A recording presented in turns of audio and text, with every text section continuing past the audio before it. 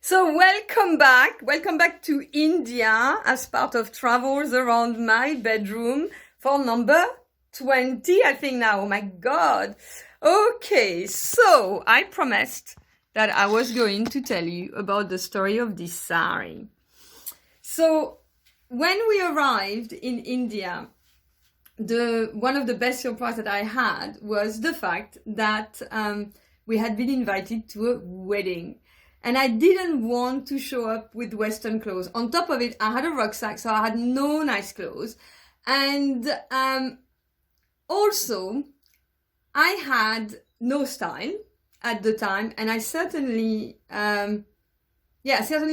didn't have any kind of nice things in my wardrobe. So, I was so excited to go to this wedding that I went to the shop with Raj. Now remember that Raj comes from a family of tailors. So what is absolutely and utterly amazing is that he made the sari in one day. I just went to have the measurement and then they made everything. And I'll show you that I have another sari to explain everything, how it went.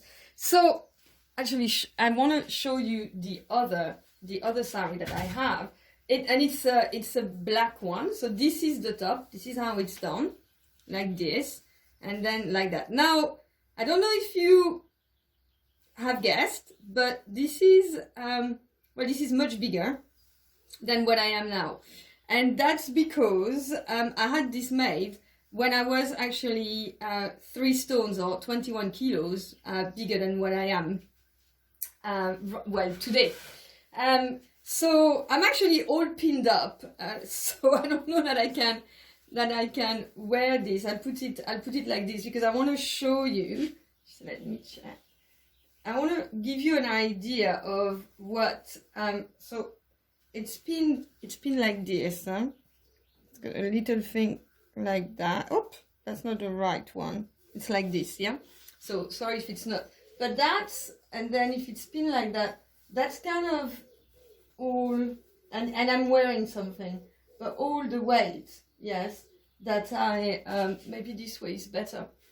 That I love. So it's quite a lot. But what I put that back like this. So it is gorgeous silk. I was just amazed at how much silk in the shop they have. But this is the other one.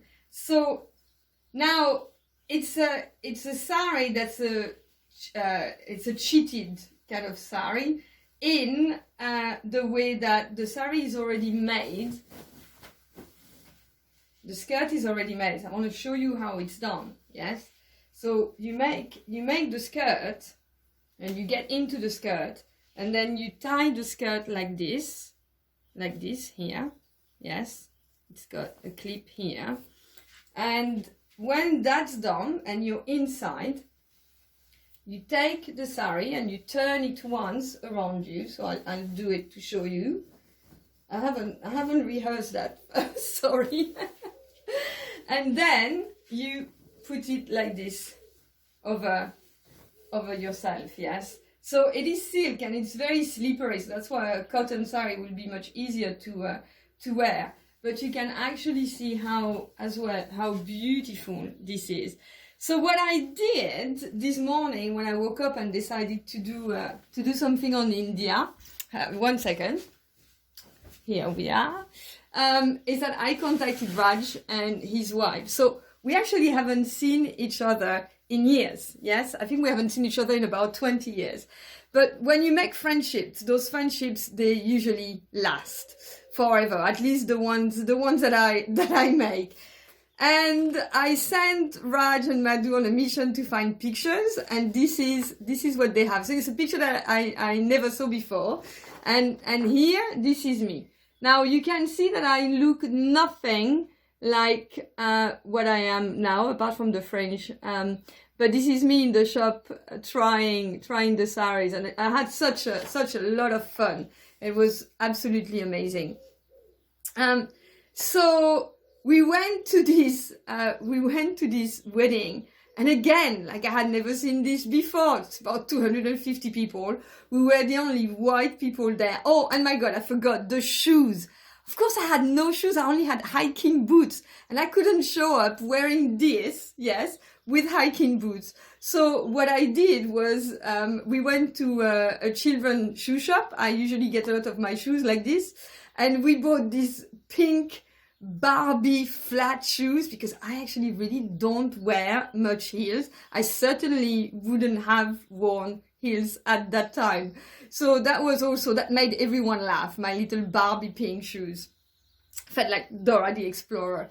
But that wedding was yeah, it was incredible. And if you've never been to an Indian wedding, just do what you can to tick that, on your list of things to do, because the atmosphere, the food, it's just the color, the vibrancy of the colors is amazing. And I had to take pictures with everyone because of course we were the only white there.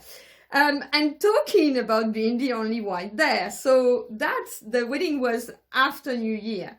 But on New Year's Eve, we decided to go out clubbing.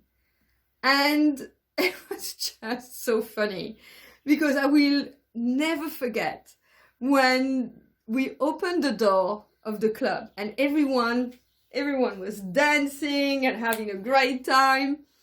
And there we enter, the only two white people in the club, with me, 1.54 meters, so 5 foot, not even 1 inch, and Lars, 6'3", so 1.93 meters. And it felt like we were in a Bollywood movie. Everything stopped for a second. Everyone looked at us, and then everything started again. And I kind of thought, okay, now I understand what it is to be the only one in the village. And I will never forget that feeling, because when you go through this, you have such a bigger awareness for what other people go through when that happens to them. And I always make a point, if I go to a networking event or if I end up anywhere where people are chatting, to look around and see if there is someone that's on their own.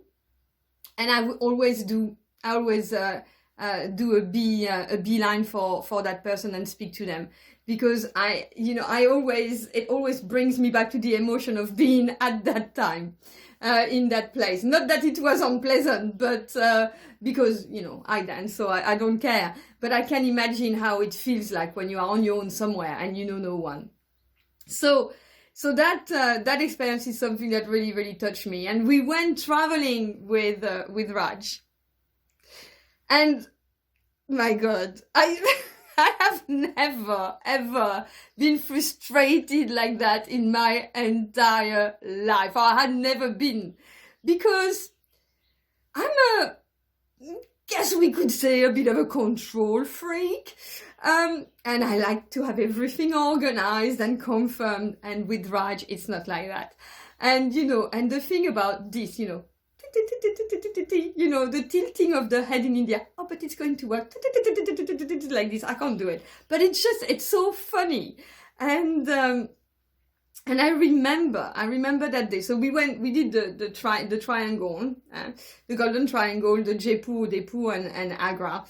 And I remember one day we had to wake up at kind of like 2 a.m. to take a plane at 4. So we wake up and we go to the street and we try to find a rickshaw to take us to the airport with our luggage. And Raj finds a rickshaw, and there are no rickshaws. Yes, so that's like the only one, and we need to go to the airport and we're late. And starts bargaining with the rickshaw. And I think I could have killed him at that time of the day when we knew it was the only one and we had no choice whatsoever. But that's how it looked like, for me as a Westerner. And I know that I could have really strangled him at the time. But that wasn't the worst. Because when we arrived at the airport, Raj told us that actually we might not get on that plane. And of course we had an international plane to go to Auckland afterwards because the plane was fully booked. But we should relax because everything would be okay.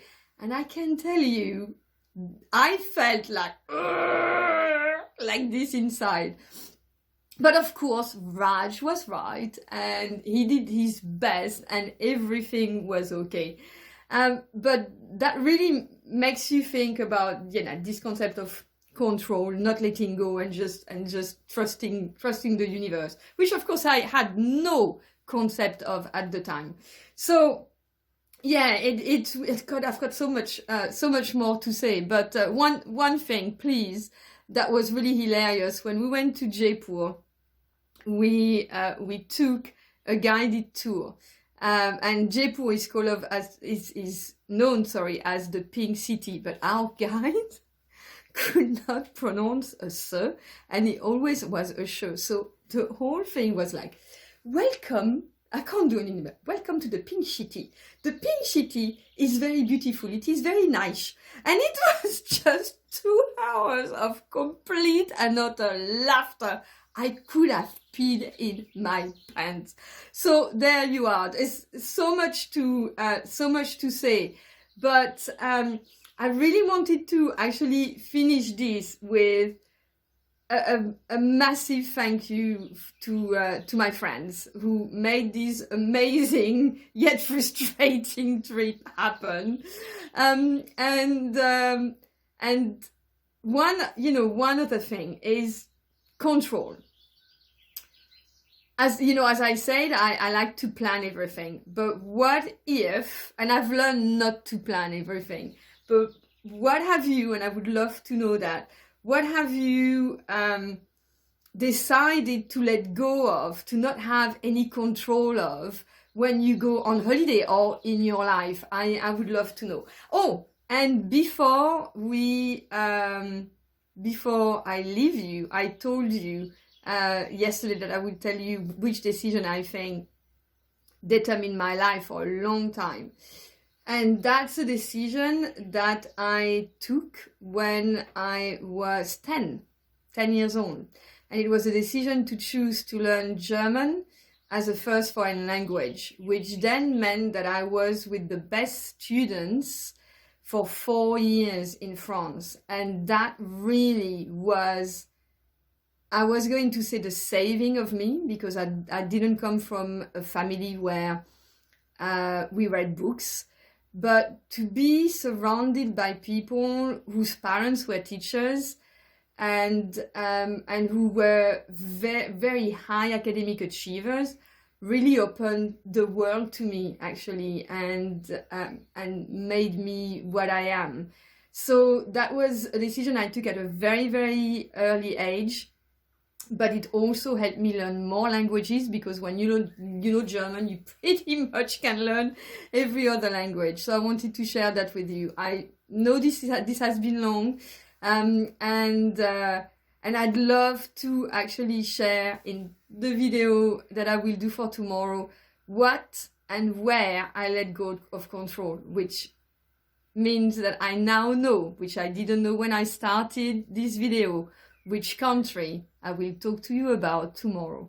So thank you very much and have a lovely day. Bye-bye.